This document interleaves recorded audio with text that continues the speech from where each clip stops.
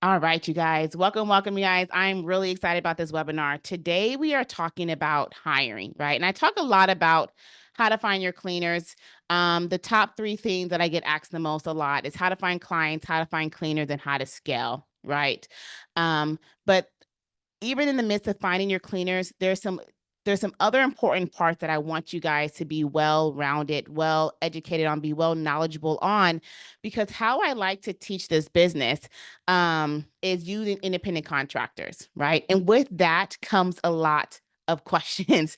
So I'm hoping that by the end of this webinar, you guys will have much more clarity and understanding on what the difference is of a 1099 independent contractor and an employee, and how you see fit to operate them in your business, right? Because this is a choice that you get to choose, right? But I'm going to talk about both. Now, yes, I am pro contractor, but it's not my job to convince you to choose one or the other. It's not. It's just my job to give you guys the information, and then you can make the best choice that fits your business needs. All right. So I'm going to go ahead and do a share screen because I was up for this morning working on these slides because I really wanted to, like, when I'm serious about giving information, y'all, I got slides, right? If I'm just gonna just talk and just give you some high level information within a short amount of time, we just gonna talk. But I really want you guys to know this information. So your girl invested some time and made some slides. Okay. So as I'm pulling out these slides and prepping this, you guys, this is your time to grab your pen, grab your paper, because there's no replay. All right. So those that are live here tonight, when we're done, I'm going to press pause and we're going to have a nice little Q&A session. So that way you guys can ask your questions and gain even more clarity. But go get your pen and paper right now. Take some good notes. Okay. Where is my slides?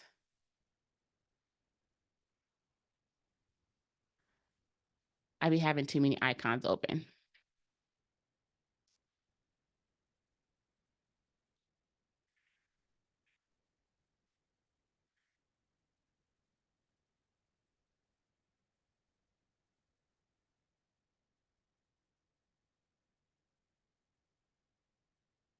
Okay. We in here. Hello. Welcome for those that's just joining us. And then those for that's joining us on the replay, when the replay is available, let me know where you guys are watching me from. Make sure you guys drop your questions in the chat as you're watching the replay. So that way I know how to further continue to help you guys in the areas where you guys are needing more assistance in. That is how I learned the community and the needs of the community, by y'all, right? Asking questions and getting feedback. So please make sure that you guys continue, help me to help you. Okay. So let's see where we at. What screen is this going to be on? Let me know if you guys can see my screen. Does it say hiring cleaners on the screen? Somebody give me a thumbs up. Drop it in the chat. Chicago. I love Chicago. My mother's from Chicago. Awesome. Can you guys? Yes, awesome. Colorado. Hey, girl. Great. Okay. So you guys, we are talking about hiring cleaners, employees or contractors. Okay. This choice is totally up to you. Nobody can make this but you. Don't allow these Facebook groups, don't allow these other people to make this choice for you. Okay. Now you can get information, but make sure you understand the reason why you're choosing what you're choosing. Of course, I'm going to tell you guys the reason why I chose what I chose, but I want this choice belongs to y'all. You guys have the power to make all the choices in your business. Coaches, mentors, consultants, right? We can provide the guidance and give you the information to help you to choose it, but know that this is a very crucial part in your business. Okay. So this choice is completely yours. Hey, Melissa, all the way from Vancouver. Hey, love. I'll be seeing you in a couple days too at the Master Workshop. Okay, you guys. So for those that don't know me, my name is Jasmine Tate. I am a cleaning business coach.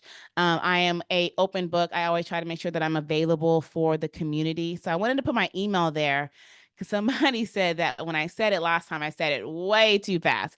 So take a screenshot, jot it down. Of course, you can always reach me in the DM. I was literally chatting with somebody a couple minutes ago, in Circle and inside of our academy. However you feel free to reach me, reach me. Okay.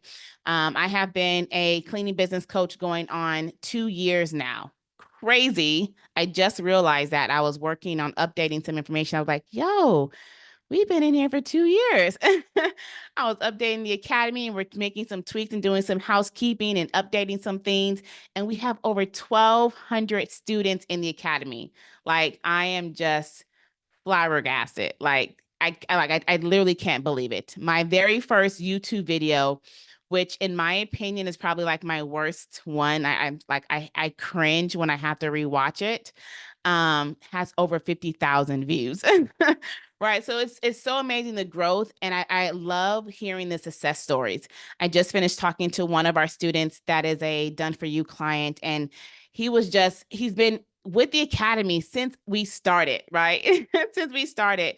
And he finally messaged me and reached out and he was like, yo, Jazz, I've tried it on my own. I try to do all the things and your boy's struggling a little bit. I'm finally ready. Like, I need to make the next jump. I need to make the next leap. And I think I need you to push me. And when we were having our meeting, he was like, I hear you talk about the success of students. I hear you talk about your own success and your own struggles. And for some reason, I believe that I could do it, but there was always doubt where like, I really didn't think it was going to happen for me. Like, I didn't think I was going to be able to see that same kind of success. And I'm like, why not?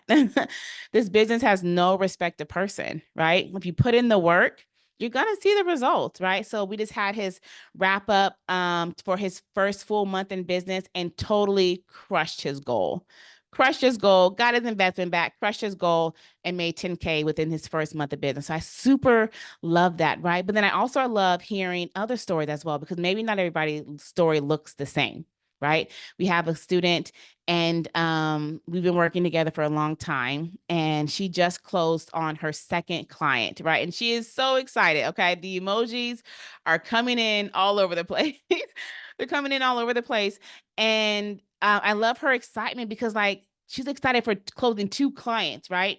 She's been trying to close clients for the past 3 weeks. She's like, yo, Jazz, like, this just lets me know that it's possible. Like, all I really ever needed to know was that it's possible. And now I'm bought in. Like, I'm bought in. I'm like, I'm with it. I'm not giving up.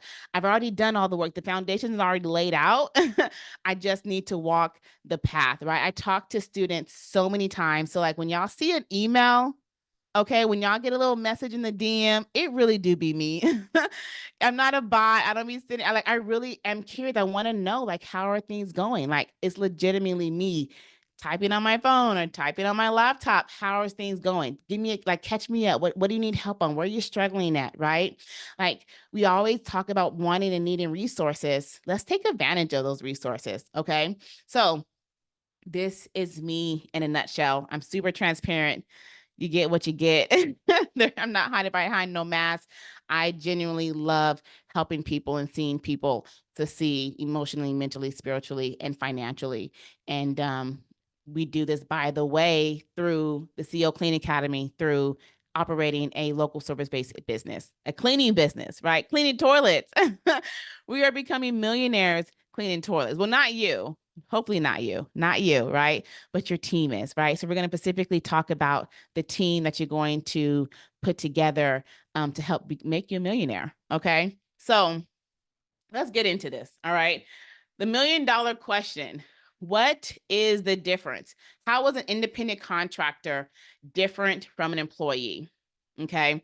An independent contractor, they're self-employed. They have the freedom to accept work. This is where I get the verbiage where I always say that we don't do force dispatching. Okay.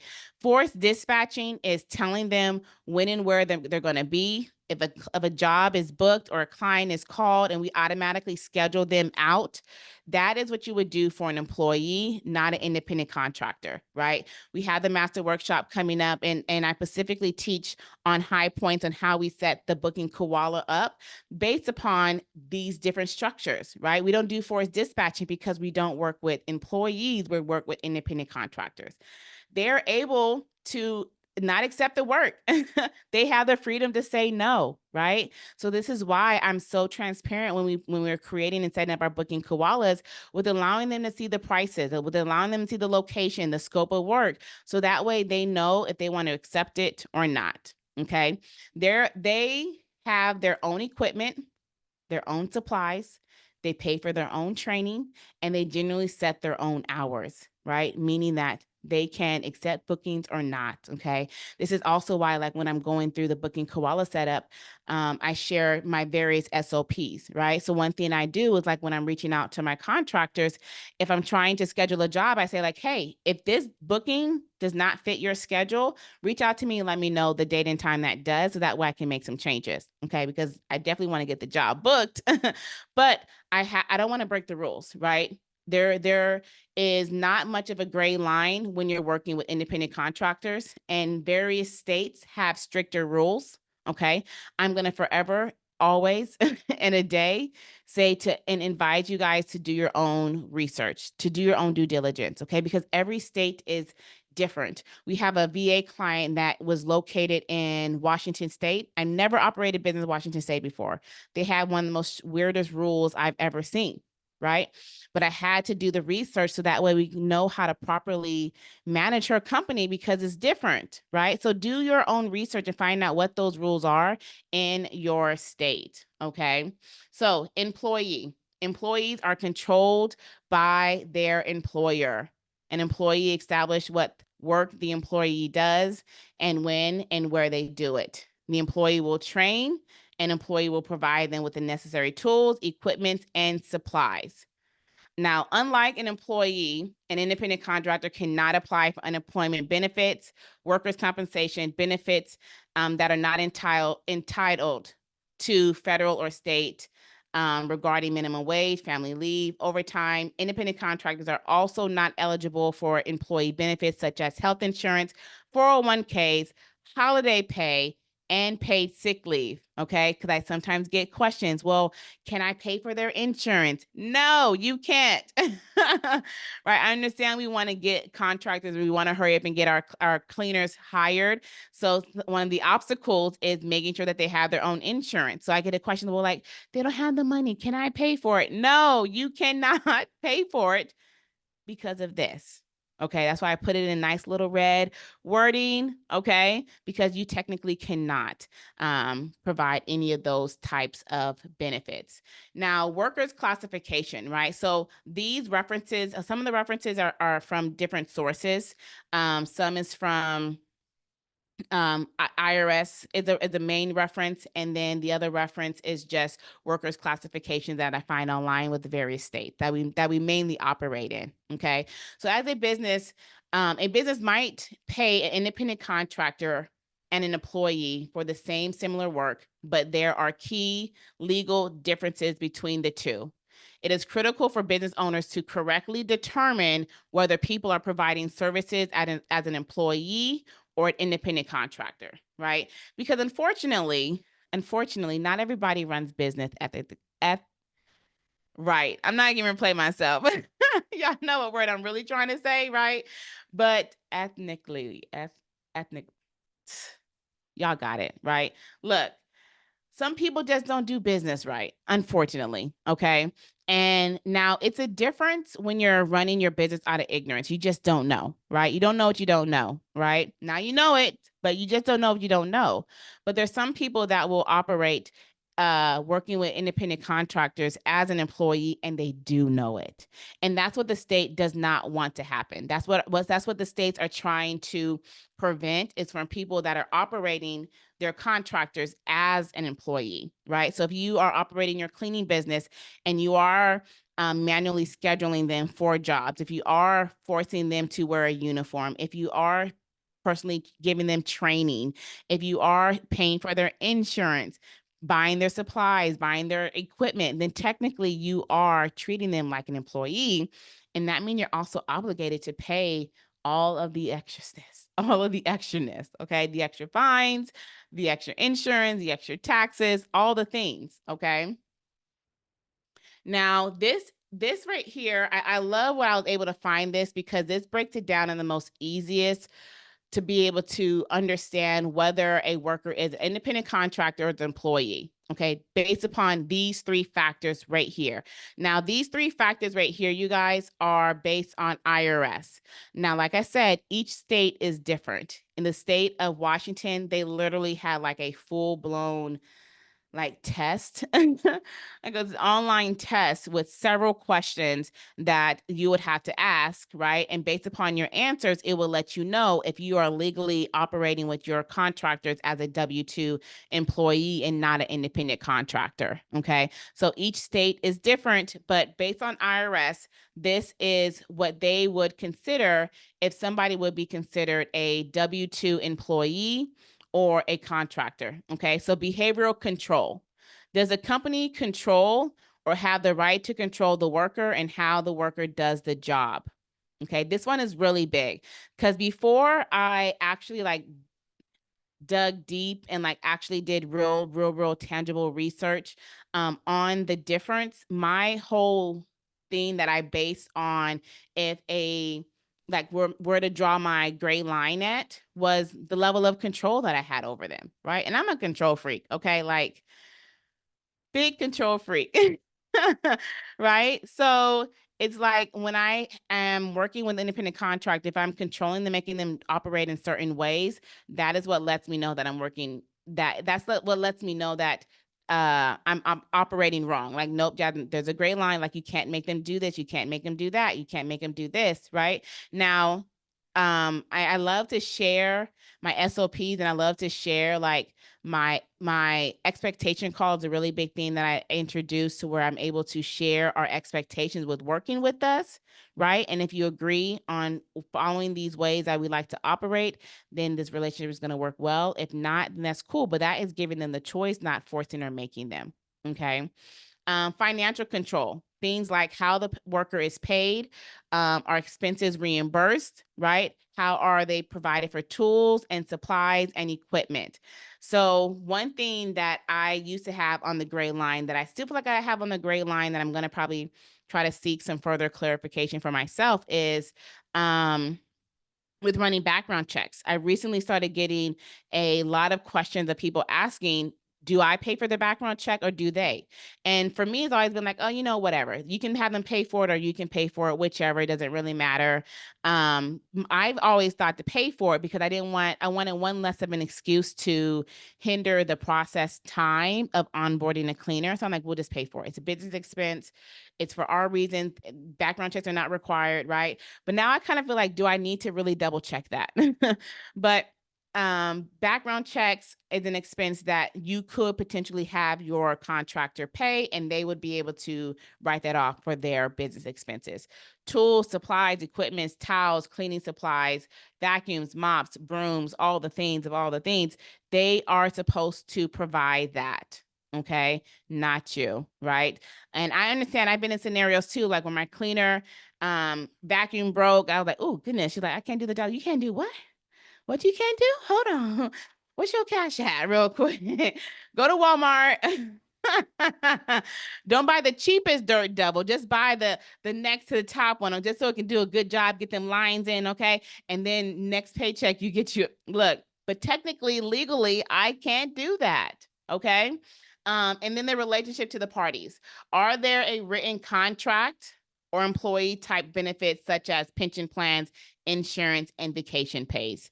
I know we want to treat our cleaners well, and we treat them well by making sure that our prices are paid well, so that way we can pay them well. Okay. So we don't have to worry about having the pension plan and the vacation pays and the insurance. Okay. Now, if you want to create an incentive plan for reviews, if a client leaves a review, totally, that's awesome. You can totally do that because that's kind of like leaving a tip. Okay. But if you are paying for their insurance, if you are giving them any other kind of benefits, then that is when the gray line is completely crossed. Okay. And yes, I call it gray because in some states, in some areas, you have a little bit more leniency, right? But states like California, Tennessee, Washington State, New Jersey, New York, those states, like it's not a gray line there. All right. It's a nice thick black line. Like, don't you dare tip your toe over it. All right. Now, let's talk about misclassification of workers, because this is where people get in trouble. This is where people get a little fearful when they're trying to decipher if they're going to work with independent contractors or cleaners, right? So misclassifying workers as an independent contractor advisedly affects employees because an employer shares of taxes is not paid. An employee share is not withheld, right? So does that mean that independent contractors, we don't withhold their tax? When we pay them the total amount. If we're paying them a percentage of the full job amount, a job was for 300, we're paying a cleaner 50%, they get 150, we pay them 150. It's their job to take out their taxes and put it aside and then pay their own taxes, okay? So if a business misclassifies an employee, the business can be held liable for employment taxes for that worker. Generally, the employer must withhold and pay income taxes, Social Security, Medicaid taxes, as well as unemployment taxes.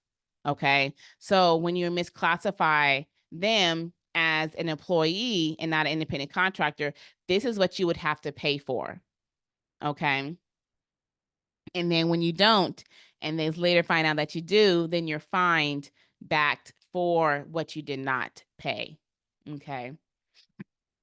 Now let's talk about some definitions. We're going to make this real simple, easy, okay? And what I super loved is that like my I feel like I'm really held accountable for everything that I allow to come out of my mouth, everything that I put out on the internet. Because if somebody implements this in their business and it's wrong, then it kind of falls back on me, right? So I super love that maybe I did not have the right terms or legalization correctly, but like the whole concept of how I've always and forever teached working with contractors or contractors versus W-2 all the way back from my top first 5 videos on YouTube is talking about these main things. Okay. So for those that, want to have a nice little training with your cleaners, want to have a nice little onboarding session, be very careful. Okay. So let's talk about some definitions. All right. For independent contractors and employees. So equipment. Okay. Independent contractors have to provide their own independently. That verbiage is wrong. It should have said independently provided. Okay. Employees, they provide their own equipment or resources to perform their job. Expenses. Independent contractors are responsible for their expenses that they incur while performing the job. So if they're doing a job and this job is a green clean and the client specifically asks for chemical free based products and they accepted that job, then they have to go out there and buy their own Mrs. Myers. Okay, the 7th generation or whatever products they're using, they have to go buy those products. Now, if that was an employee and we saw a client, then we would have to be the one over there at Target or at Home Depot buying some green, clean, friendly products, right? Because the employer pays for those expenses that's incurred that the employee while they're performing their job. Okay. Now, the level of independence. Okay. Independent contractors works independently. Okay, mean that they work on their own. They do how they want to do it. I when I used to clean house, I used to like to start from top to bottom, left to right, work my sweep and mop my way out the door. Okay, that was my rhythm. Okay, I can't force my cleaners to clean like me. I hear a lot from cleaners that's trying to transition into the remote where they're trying to get out of physically doing the cleaning. And they always have the hardest problem with they're not going to clean as well as me. Like they're not going to get it. They won't. They probably won't, right? It's our job to make sure that our hiring practices are put in place so we can find the right ones and that we're making a sufficient amount of hiring. So that way, when we don't, we still have some cleaners put in place, but we can't control or make them clean like us. I don't clean like my mama clean, and she lets me know it all the time. Okay, but my house is clean. All right, don't come for me, right? My mama don't clean like my grandma clean, and I'm pretty sure she let her know that all the time too, right? It is what it is. But as long as the job is done at a high level of excellence, that's all we can ask for. Okay. Let's see, job training. Independent contractors receives no training. Don't send them no manual. Don't email them no PDF. Don't send them no videos. Okay, y'all. But this is why we hire with experience. One of my top 5 requirements is that they must have a minimum of 2 years residential cleaning experience. Must. No thoughts. Like if they don't, it's not even a thought. Okay. Because that helps me to know that they know the things. Now, when they got more than that, awesome. I'm really looking for more, but I over the years I've discovered like that's my minimum threshold of 2 years minimum residential, not hotel. That's 350 square feet. Y'all trying to clean a 3,500 square feet house. Let me show me if you can do that, right? So they receive no training. Now, if you're an employee, yes, have all the things.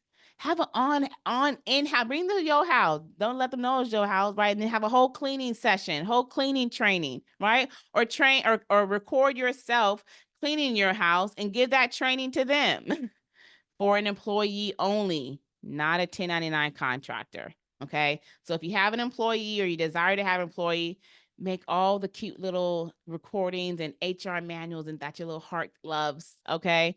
Because then you can provide training for them. Okay.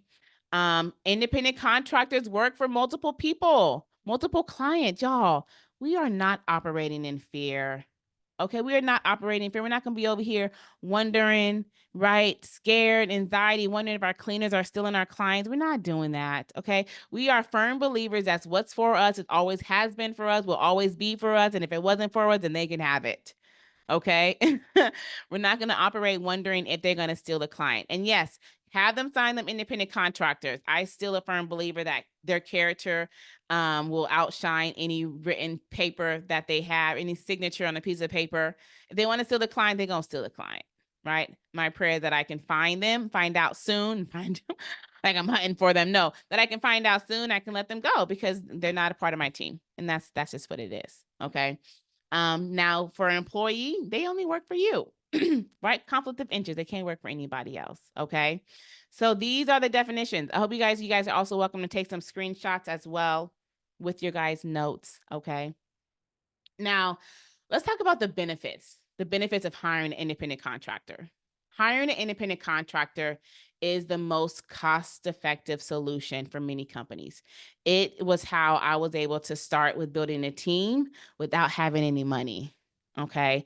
Because what I love is like how we receive payment, right? Ideally, I'm going to talk about more in detail, but ideally, how we receive payment is when a client books their services through us, right? We are able to capture their debit card or credit card information, right? We put their information in there for their booking. Their job is booked. The cleaner goes provides a service. We get paid, and then we pay the cleaner.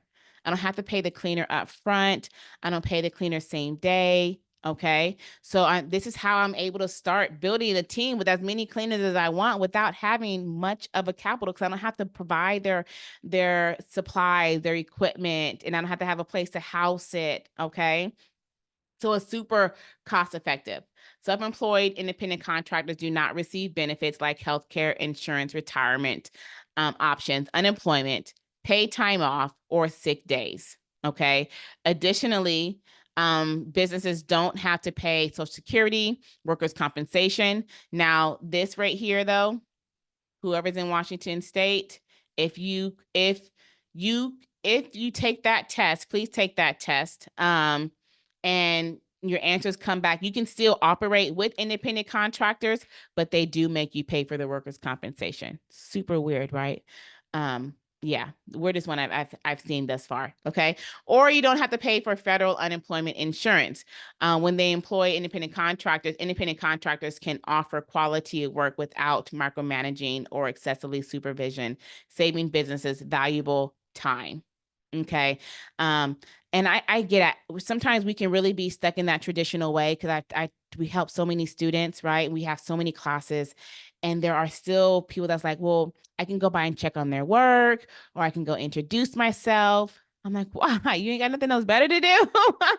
Like you have a business to build. You don't have time to hop in the car, drive all the way down there, introduce yourself, scope out the work. Like you're missing calls, you're missing leads, you're missing networking opportunities, right? This is why I love hiring experienced cleaners because I want them to do what they're good at doing, right? They're good at cleaning.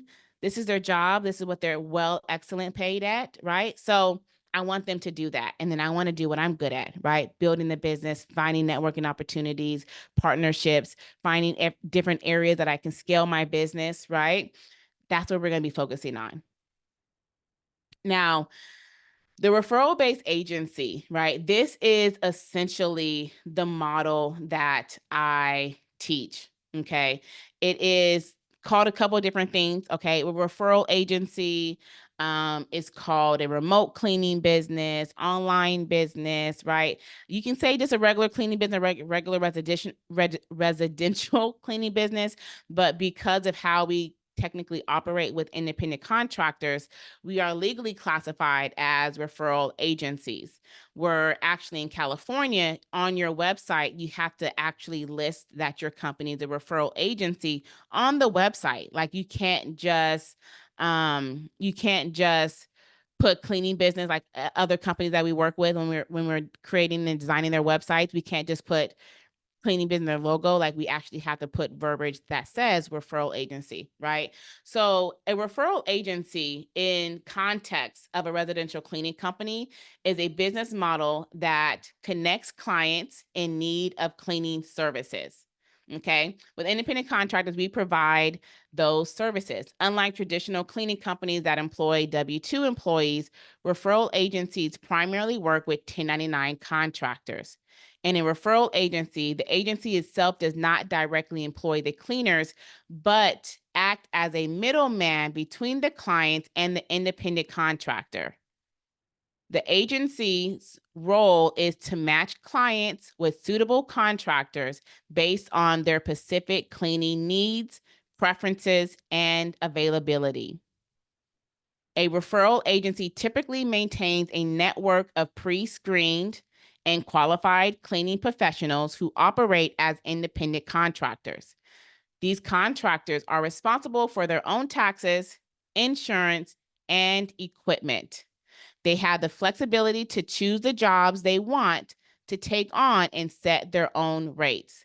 Now, this right here is probably my gray area again. Okay. We set their rates and they get to agree on it. If they don't agree on it, then the relationship is just not meant to work out. The agency main function is to facilitate the connection between clients and contractors. That's our job. Okay. They handle and administrative tasks such as marketing, customer inquiries, scheduling, payment processing. The agency earns a commission or a fee for each successful booking made through their platform. By utilizing 1099 contractors instead of W-2 employees, referral agencies can benefit from the reduced overhead cost as they are not responsible for providing benefits, workers' compensation, or payroll taxes. This business model allows a great flexibility and scalability as the agency can easily expand its network of contractors to meet increasing demands. Okay. We work with a lot of done for you clients where we will actually build their business out. They start with 3 cleaners. They also start with the VA. Their first job and their VA is to hire more cleaners, right? The first goal in their job is to hire more cleaners because they got to be ready for the demand. Like a high functioning cleaning business for me is having like 8 consistent cleaners that can clean 2 to 3 jobs. Like just give me my 8. I always call it 8 for great, right? I build around that, but my next goal is to get another 8 cleaners. Okay. That is you able to like literally like scale your cleaning business to like the sky is the limit. Like just keep on growing, keep on hiring, keep on increasing your marketing budget, right? It's important to note that referral agencies must comply with local laws and regulations regarding classification for workers as independent contractors. Okay, it's crucial to establish a clear agreement and contract with contractors to ensure proper understanding of their roles and responsibilities. In summary, a referral agency in a residential cleaning industry is a business that connects clients with independent contractors for cleaning services by utilizing 1099 contractors instead of W-2 employee. Referral agencies can provide flexibility, scalability, and cost efficient in their operation.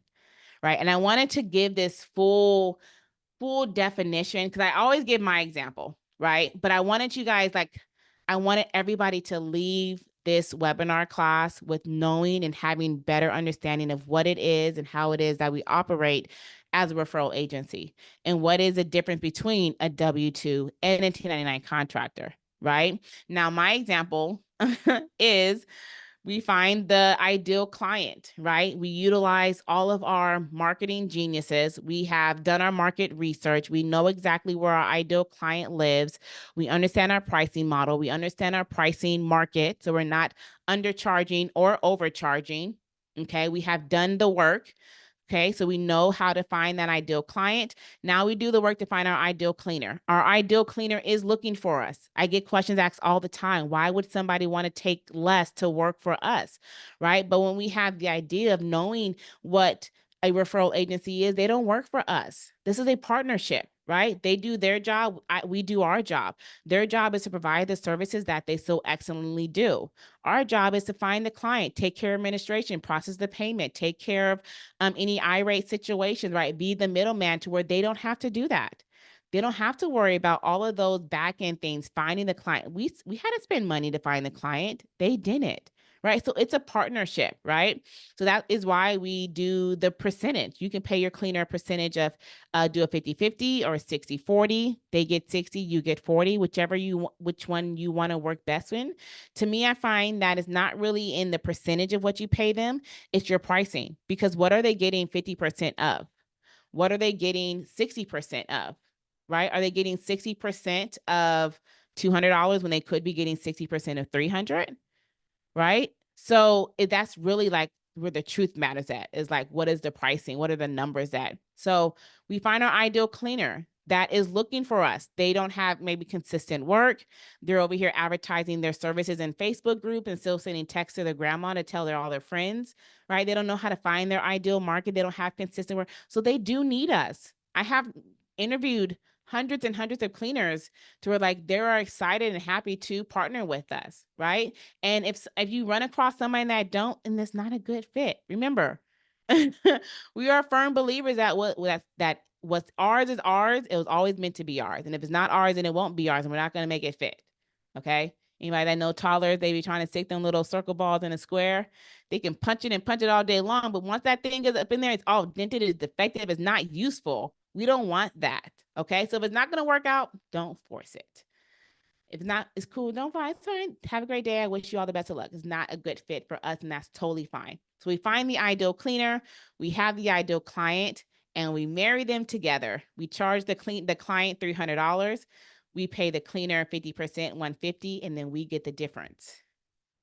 Right now, so that's always been my example, but I wanted to provide you guys something with some much more like verbiage, background, detail, because I wanted everybody to have a clear understanding of what this part looks like.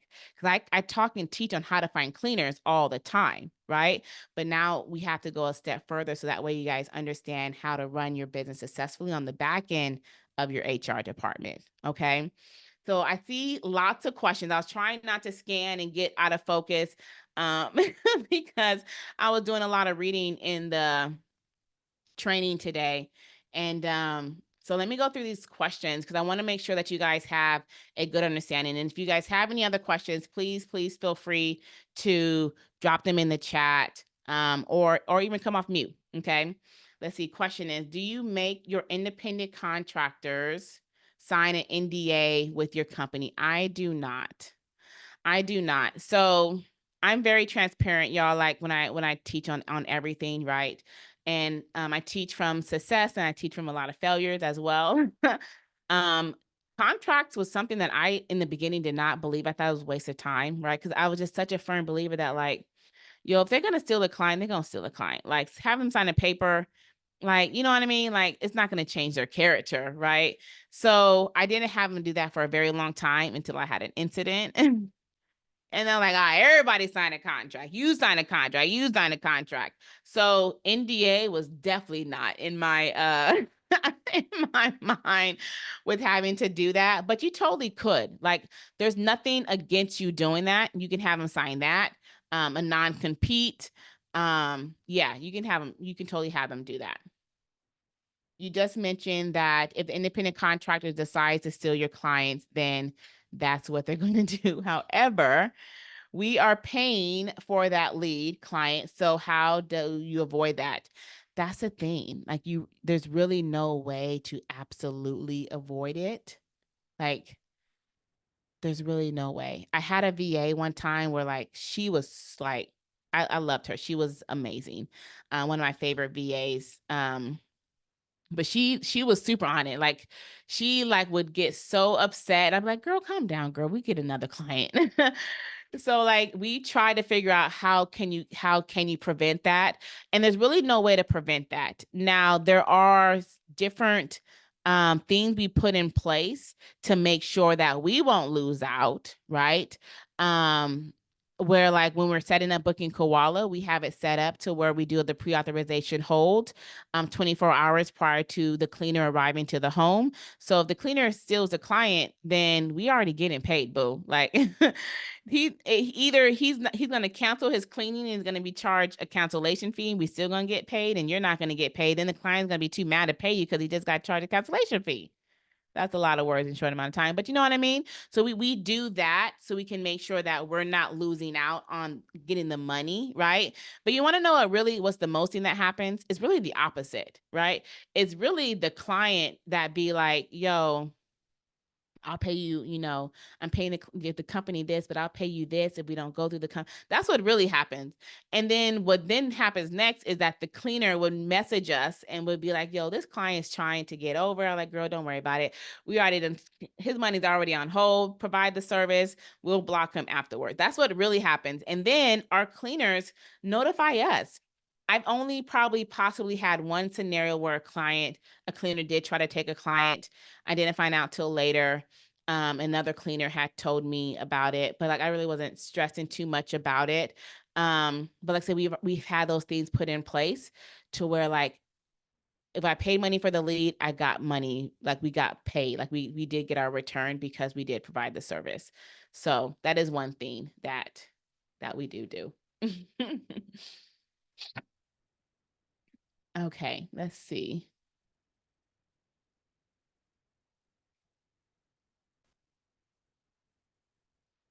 Can we utilize independent contractors? Yes, you can use independent contractors for, I'm not gonna say everything, but majority. So for commercial, yes, you just find commercial independent contractors because they will need their type of equipment, right?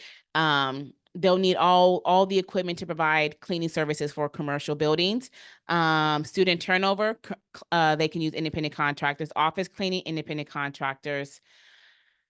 Um, let's see. The only one that's a little different is like when you become a vendor for a company. And if you become a vendor, a direct vendor for a company, it's like you becoming an independent contractor to a company, and then they require you to have workers' comps over your cleaners. So that's like a weird, like a little in-between scenario, um, but you can work with independent contractors in most of all services. Let's see, I currently have employees and want to add an independent contractor, but maybe we'll probably need to restructure my whole business model. Do you know how we can make the transition to be a 100% referral? Yeah, of course. Um, oh man, I just had her name in my head. Goodness. I have this interview that I haven't put out yet. She's another cleaning business coach. She's located on the East Coast. Super love her. She's been in the academy before and spoke.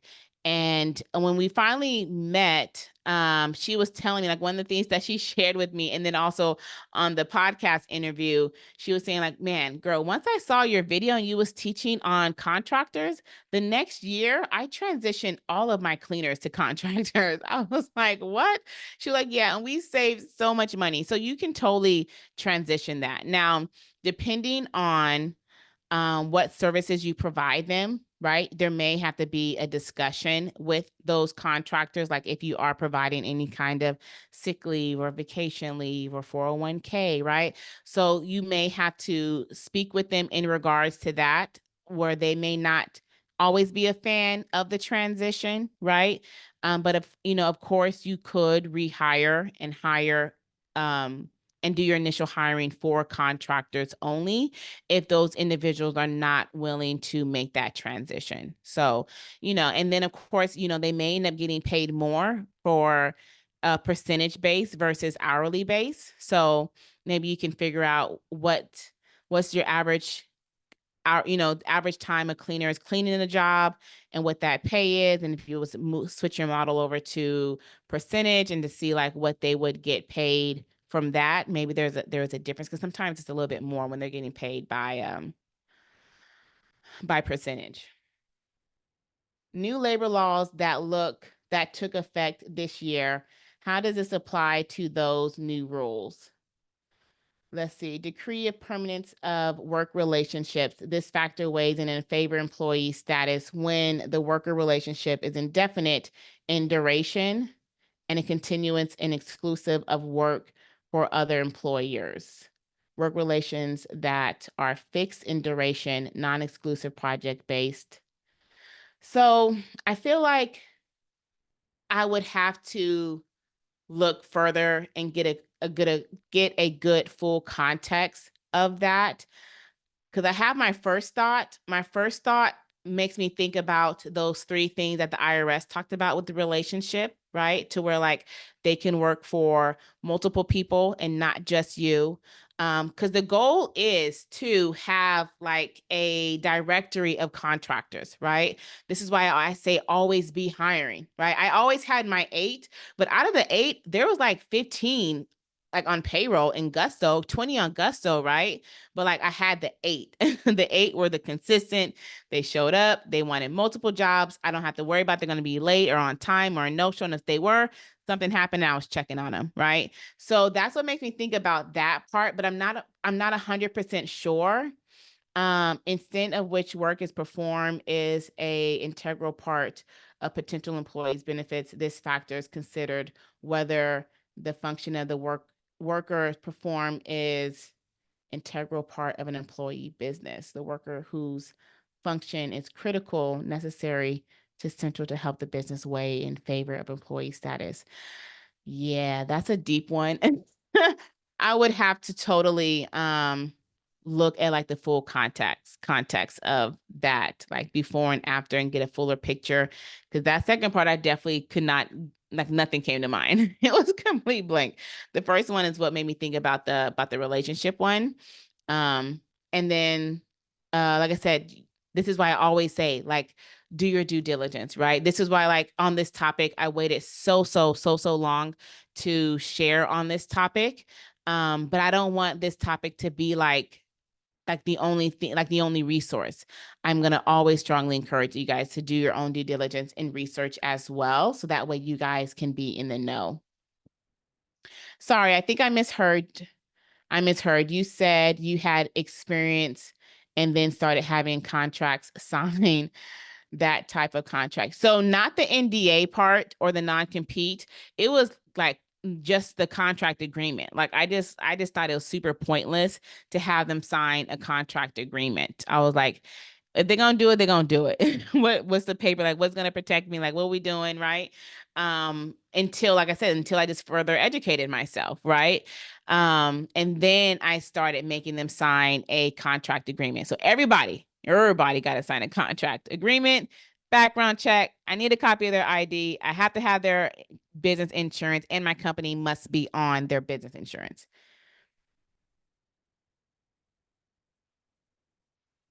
I met a potential independent contractor, and she said that she doesn't scrub tubs. Okay. And a standard cleaning, clients would want that. What do I do when they want their own cleaning checklist, but clients want something different? So, I mean, I guess it depends on the level of scrub though, because I mean, for a standard cleaning, we are getting out like that reasonable ring out the tub, right? Like a reasonable ring where like you just put like a little bit of elbow grease, right?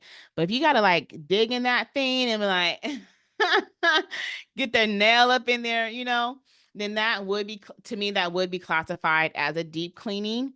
So one thing that I do with our new hires is I will share with them our website, and I will let them know, like, hey, this is our website, please check it out. You are able to see what our clients are booking for services and what they expect to be included in their services. Okay. Also, what you can do is when you're creating your booking koala and you have like the little tooltip or the little description part, you can put also what's typically included inside, with the deep cleaning and with the standard cleaning, right? And for the cleaner, like if it's not going to be if it's not going to be a fit, then don't force it. I had to develop this policy of hire slow, fire fast, because I understand that, the livelihood and the scalability of my business not solely, but it's a good percentage depends on how well my cleaners do. And if I have a cleaner that's like, I ain't scrubbing this, I ain't scrubbing that, and like this, I need to get paid more for this, or this is not including the deep cleaning, or this house should be a deep cleaning, then I probably would just not work with that person. Not probably, I wouldn't. I wouldn't do it. Do you carry insurance yourself? Yes, yes. You have to have insurance, and you also have to have insurance too for to get approved for Google Ads. So yes, you do need your own business insurance. But you don't put anybody under it. It's just solely for you and your business, not to put cleaners on it. Thank you. You're welcome. I have a question. I feel like Yes. insurance is, I'm not sure what purpose my insurance serve, because it if I have contractors, they have their own insurance, and I'm not out there cleaning, what would my insurance do for me?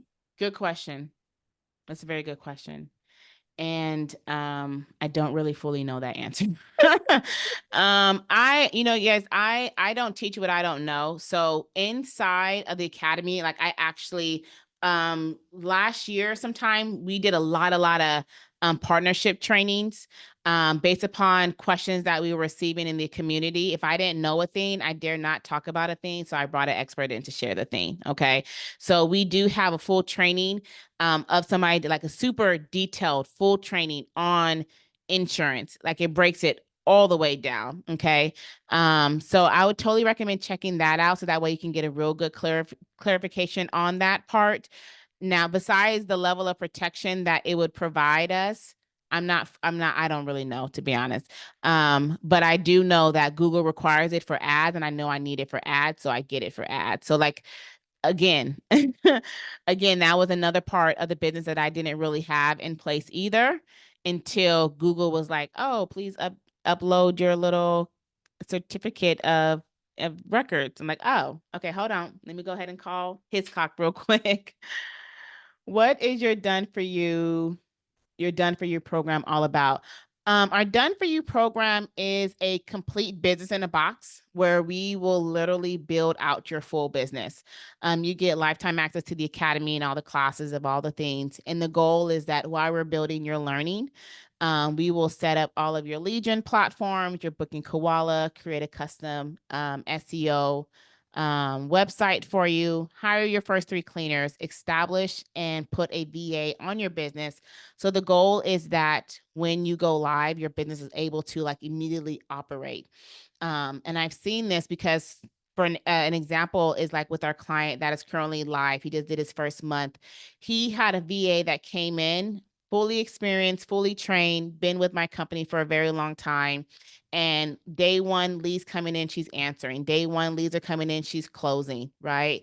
Like he didn't have to go through the normal, what's the word I'm looking for? The normal like learning curves of opening and operating a new business that somebody would have to go through if they didn't know how to close a lead, follow up with the lead, and do all those things that she's used to. So that's the goal. The goal is for you to come into your business day one, business doors open, live, fully operational, and then my goal is to help you to get your investment back. So that's the done for you service.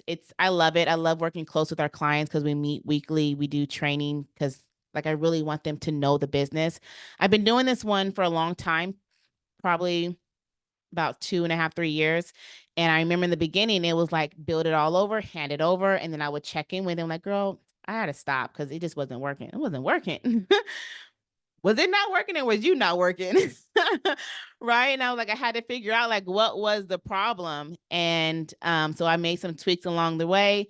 And now my goal is to like make sure that students that are working with the done for you service, the premium service, that they're still learning the business because they still got to operate. Even though they have a VA, they still got to know the things, right? So that is the goal with those clients.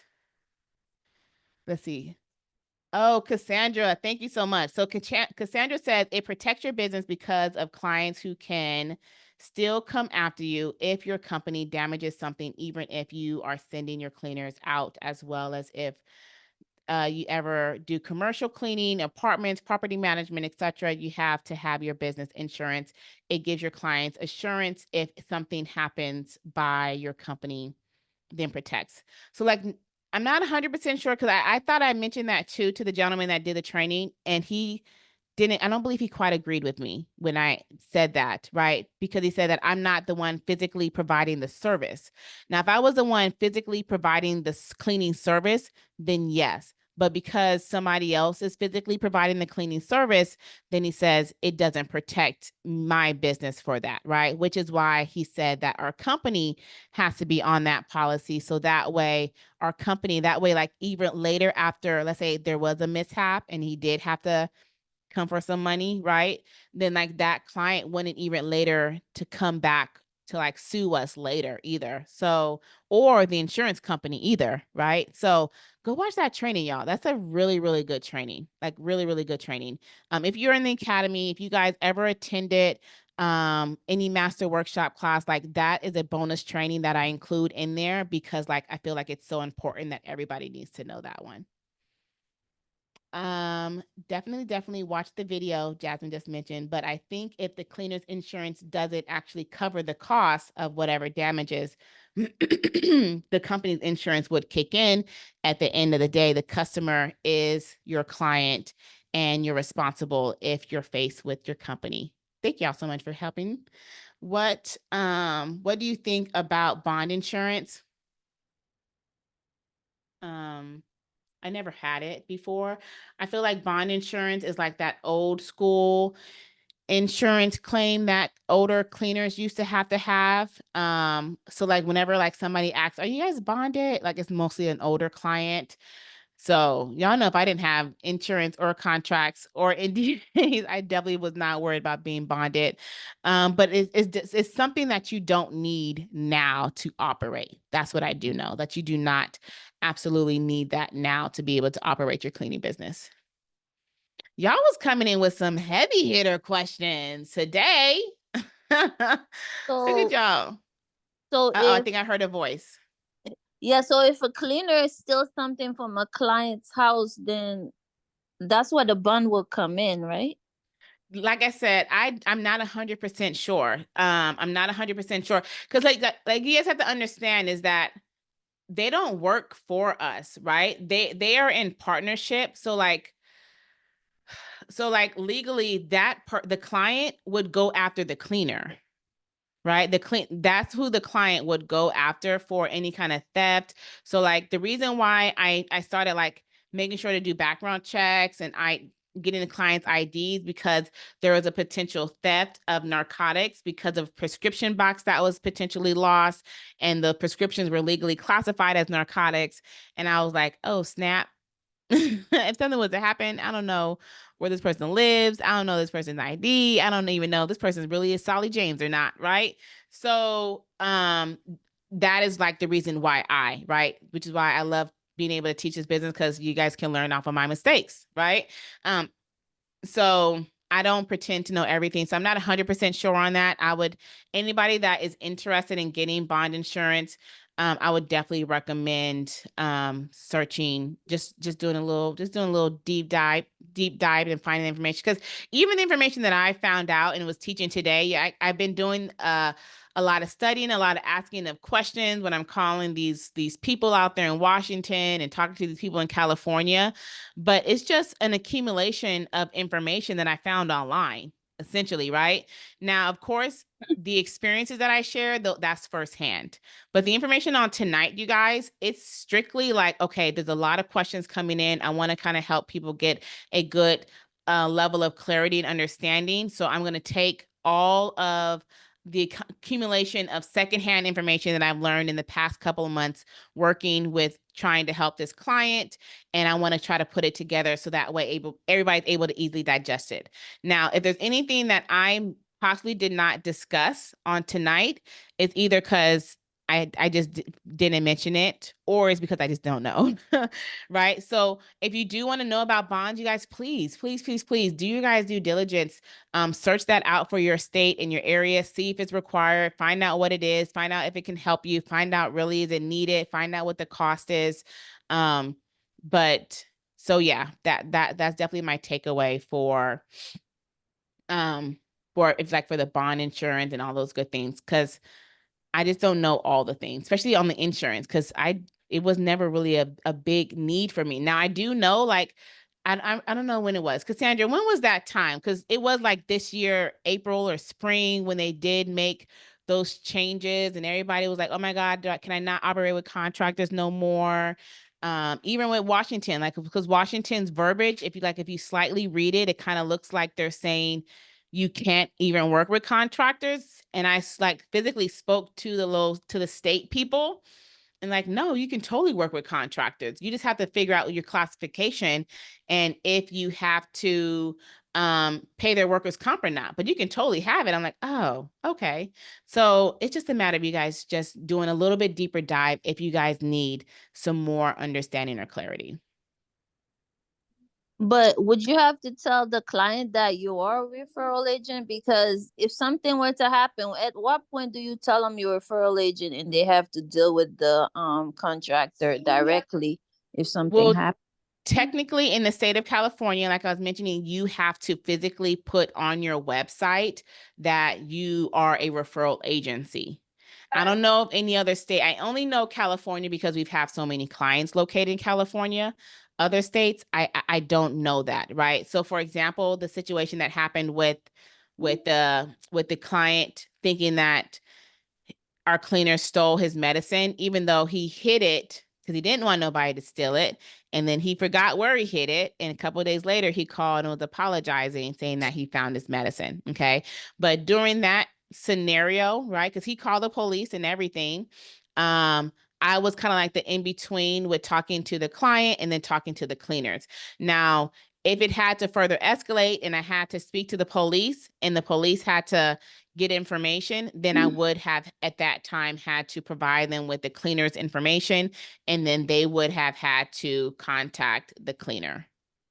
So I feel like that's a scenario base, right? I don't know if there's like a strict like do this and that at this time. At just during that scenario, I just took middle point because the client was used to talking to me directly, and then I've worked with those cleaners for a very long time, so I truly believe that they did not do that, and I didn't want to put them in harm's way and have them get cussed out and told off and like and I was like, I'm pretty sure like you just don't know what you did with it. Right. So I think it just really varies per scenario. Any other questions, y'all?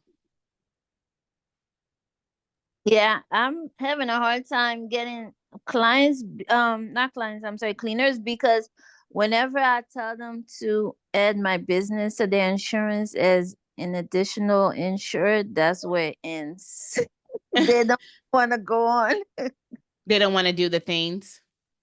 No, like it's Yeah. okay to, but a lot of them don't have insurance. They're Yeah. willing to look into and do the research, but when you say your company is additional insured, then yeah, they're not Yeah. gonna do. Yeah, no, I mean it is a part that does happen, unfortunately. Um, and again, it's like if they're not willing to. Now, one thing that I don't know too, right? Because like in some states, insurance is not required, right? Insurance is a something that you want to have in place to protect you, but it's not always required. So you want to make sure that like try to maybe kind of help them to understand the benefits of it. We were talking to a cleaner and then she was like, well, I've been cleaning for 13 years and nothing's ever happened. And I was like, yeah, my husband's been a truck driver for 20 years and like he just got into an accident, right? Like it's accidents are accidents. Like there's really no telling like what could possibly happen.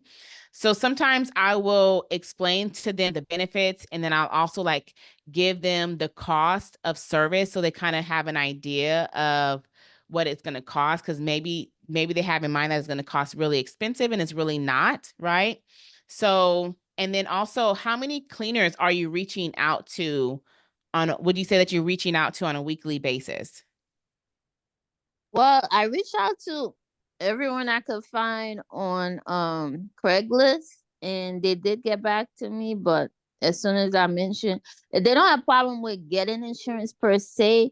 But when I say to add the company as additional insured, that's where they have the issue. Mm-hmm. Um, And the thing about like that part is not new. Like have you had a chance to watch because I know have you had a chance to watch that training video?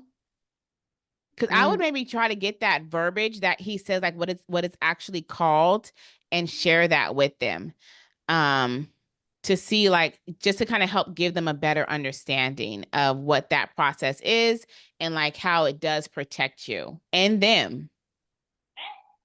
okay, I'll do that and see. And I have Indeed going on right now, and I have around 60 people who applied, but it's like as soon as the insurance part comes up with me asking them to add the company in, and that's where the issue is. Girl, get over it. She already answered the question. Hey, thank you so much. I would really appreciate it. We can continue this conversation without your input. Thank you. So, I would recommend just keep hiring the hiring process, right? Like it's not going to be an easy process, unfortunately. Like that's what I was trying to find out, like how many people do you possibly reach out to on a weekly basis? Because we get the same thing too, right? Like even for our done for you clients, as experienced as our team is, even if I have to step in to help, right? Like we're reaching out to hundreds and hundreds of cleaners just to get 3 yeses. 3 yeses. Like we're reaching out to hundreds and hundreds and hundreds of cleaners just to get 3 yeses that are willing to meet all the requirements, willing to do the background check, willing to do the insurance, right? So it's not always going to be the most easiest. And then also maybe want to check your service area as well. We just recently moved a client service area from one city to another city because we just could not find cleaners, right? Like all the effort is there. We just could not find cleaners. And then we moved her service area and was able to find three cleaners in a matter of like 3 weeks. Okay. So maybe utilize that, refine your market research and seeing if the actual area is a good ideal area. And then of course, reach out to me. If you have any other questions on this, reach out to me, let me know. And then maybe I can take a look on the back end and see if there's any ways we can potentially tweak your onboarding process and hiring process to kind of help you find some cleaners. All right, thank you. You're welcome. Okay, I see some more questions in the chat. Let's see. Isn't all that you have to do is add your name to the COI? If that's the right verbiage, Technically, yes, that is technically, yes, that is. I don't know if that's like, I don't know. That's not saying that that's not correct. I'm just saying that I don't know what it's called. But yes, it is essentially just adding the company's name to that. And it's really is an easy thing, right? Sometimes people just don't want to do it. They don't want to do the extra work, or they're just cautious of like, why are you having me to do this? Just because of lack of understanding on their part, right? So that's why I always be like, sometimes us giving them information to help them understand why we're doing X, Y, and Z kind of breaks down those barriers to help them understand it more. But essentially that is what it is. It's calling the insurance. If you mention that verbiage, they're gonna know, and then they'll know what to put on the policy.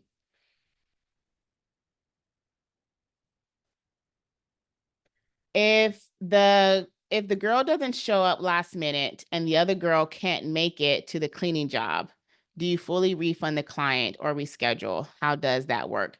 Good question. I'm always going to try to do a reschedule first, right? Now, there's a couple of things that we're going to put in place to kind of help prevent that even from getting there, right? By doing calls in the morning to our cleaners, sending messages out with their schedule the evening before, and then also our expectation call. So that way we can try to make sure that we're already in the know. And like, if another girl doesn't show up, then like, that's a really big problem. Cause that means like I was actually in communication with them, talking to them, texting to them, letting them know that we have a last minute job we need you to cover. Right. And if she doesn't show, then something's a problem, unless there was like traffic or flat tire, a scenario like that. But I'm always going to aim for a reschedule first. I want to like try to avoid giving them their money back. As much as possible. Is it best that cleaners have their own business entity set up? I've only had those who do. It really doesn't matter. They can be a sole prop. They can be independent. They can not have a sole prop. They can just work solely off their namesake and utilizing their social. Because they don't necessarily have to have a business entity. Now, if they do, you can file them and add them on your Gusto as a business entity, and you can pay them based off their EIN and their business name, but they could be just an individual. Okay. So I will take on a couple more questions, you guys, as we get ready to wrap up. I am going to drop the link because we do have our upcoming master workshop. Okay. I love doing the summer webinars, but of course it's just one topic that I'm able to teach, and I kind of just dive deep on that one topic. If you guys are needing more information and more help with growing your business, this 2-day live virtual event does start on this coming Wednesday. It is a 4-hour class. It kind of goes a little long on the second day because we're setting up BK, and that platform is a little bit of a beast. But I did put the link in there, you guys. Right now, you are able to get general admission for only $37. Okay. There's a lot of resources. This business insurance class that I'm talking about is in there. You also have the opportunity to upgrade to VIP for an additional $147. That will give you more resources. It will also give you access to the replays and a 30-minute consultation with myself, if that sounds like something that you need. Okay. So it does start on this coming Wednesdays from 1 p.m. to 4 p.m. Central Standard Time. The end time is kind of TBD. Okay. Just based upon questions that come through, because it is a small class. So I'm able to do swap share screens. I'm able to like actually see what you're doing and needing help. And lately we've been doing live hiring on the call. Like, we'll build a list. I have you actually reach out to the person live together. I send you guys my script on what to send out. And it's really cool when people respond and we're still in class, because then like we can work this whole thing through all the way through. So I super love that. But the dates are coming up this week. Okay. So I put the link, you guys, in the chat, so that way you guys can get that, sign up for it, do all the things. If anybody had other questions about the done for you option, please send me an email. Okay. Reach out to me by email, DM, however you want to contact me. We do also have our accelerator program, but there's levels to it. So you may not need the accelerator. You may just want the 2-day, or you're like, yo, 2 days is not enough. I need all the things. Then the accelerator is a 6-week program where it is like a hybrid done with you, to where we will actually work together to build out your business. You're able to learn your business, learn the business through the courses that's in there. And then we meet as a group every week to provide additional training, Q&A, clarity, screen shares, all the things. And then we have 2 one-on-ones, right? When we first meet up, map out your whole entire business, your strategy. And then at the end, we'll meet at the end of the program to make sure that you're ready for live. Okay. We'll do a nice comb through, make sure all your platforms are set up how it's supposed to be, and then you're ready to go live. So that program is also available. We do have our early bird. The early bird does end this week. So if you guys are interested in that, definitely reach out, because I think we have about 5 seats available for early bird, and early bird ends on this Friday. Okay. Can you also drop the link for the done for? Yes, I will drop that link, because I believe on that same page, it's both of them, because you have the option for the done with you and the done for you. So we understand that we want to make sure to provide multiple options on how, how people need help getting their business launched, right? So let me get that link for you. While I'm pulling that up, y'all, does anybody have any other questions as we get ready to wrap up?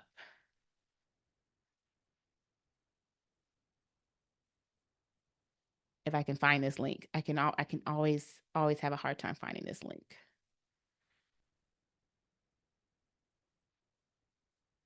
Oh, I was able to find it pretty fast today.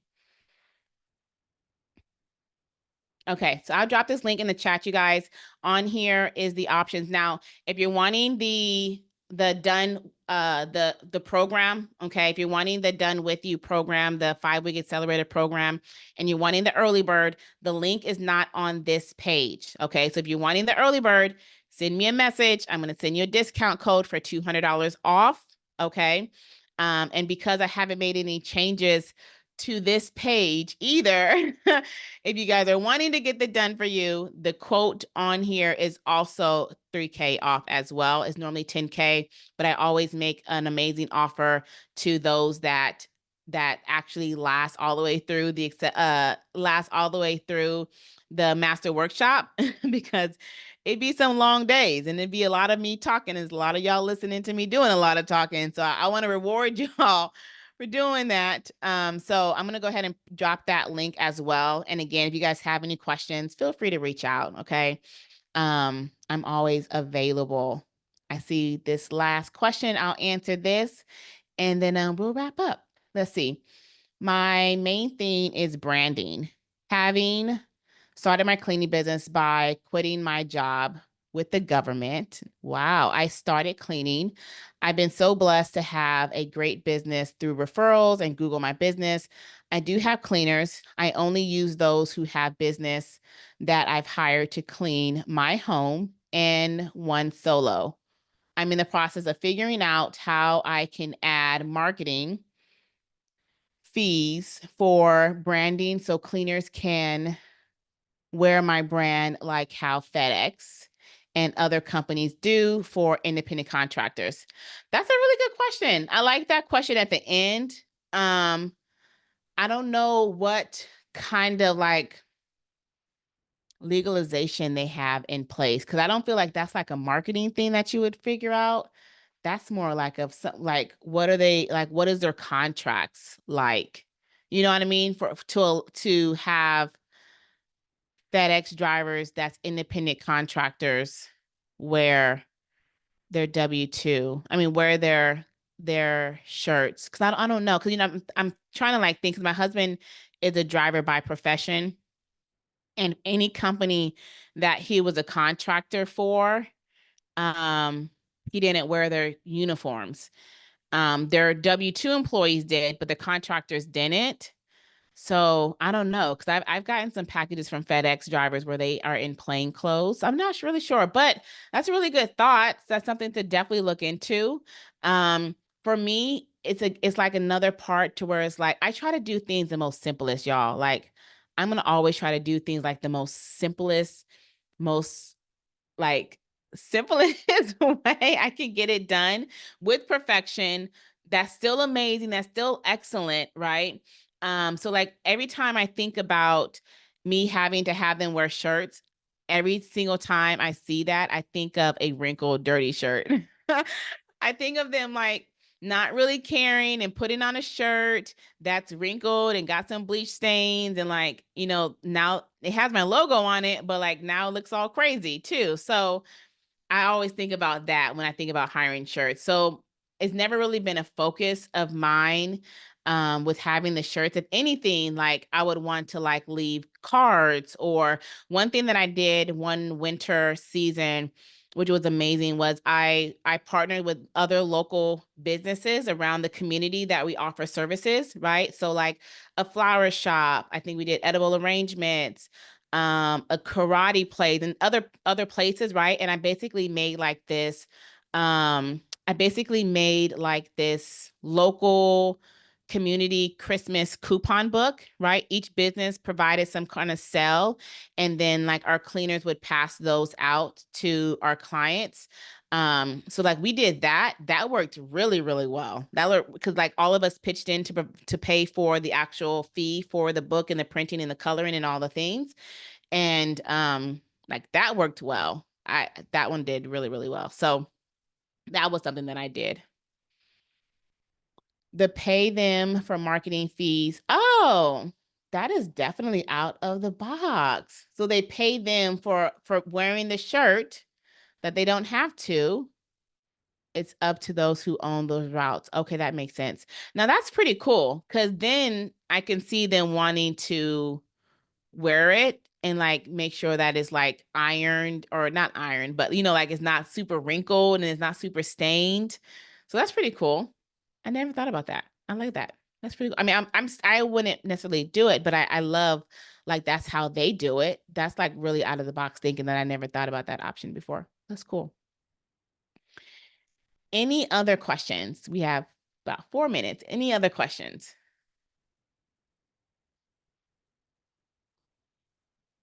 All right.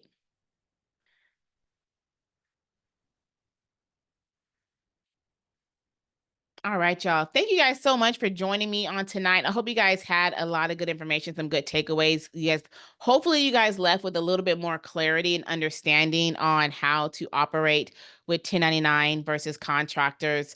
I love working with contractors. Like even when I built my business to like the height of like operating with all those cleaners, as stressful as it was, I remember like talking to other cleaning business owners. They would be like, "Oh, you don't really have a business, so you have a W-2." And I'm like, I'm still making profit. I still have clients. I was trying to figure out like what doesn't make me a business, because I don't have to pay their taxes and insurance and unemployment. Like I was so confused. And I was like, you know what? I'm gonna say, if it ain't broke, why fix it? And I just really love operating with contractors. It makes us being able to operate fully functioning as a remote cleaning business without me having to do the things. And so like within a short amount of time, like literally like our done for you services, our goal is to get your businesses up within 4 to 6 weeks. The one unpredictable scenario in that process is hiring, because people is just unpredictable. You don't know, right? The effort is there, but just the hiring process can be a little unpredictable, right? But ideally, like when we can find cleaners fast within the area, 4 to 6 weeks. Our slowest time was 3 weeks. A fully functioning business up and running in 3 weeks. In 4 weeks time, that company has made 10K profit without them having to touch a mop. Like I would never choose to do it any other way. Now I know that's just me, but I love being able to operate as a referral-based agency. So like my goal for today's webinar is that you guys left with some more understanding and clarity. And if you guys have any more questions, please feel free to reach out. If you guys need any more information, then join me on the next master workshop class, right? That way you can also get access to that training and you can hear what he's teaching. He also has like a full workbook in there, so you can be able to look at it. So that way you guys can have even the more understanding. And then of course, Google. Just Google it. Use Google as well. Do some due diligence and research in you guys' areas and find out, because maybe you guys operate in a state like Washington, to where you have to take this test, and based upon the results, you have to provide them with workers' comp insurance, right? Like I've never heard of that ever in these 9+ years, in 3 years with coaching, right? Like never heard of that. So do you guys due diligence. But this has been super, super fun. I love you guys. Hope you guys have a good evening, and I will see y'all later. Bye, y'all.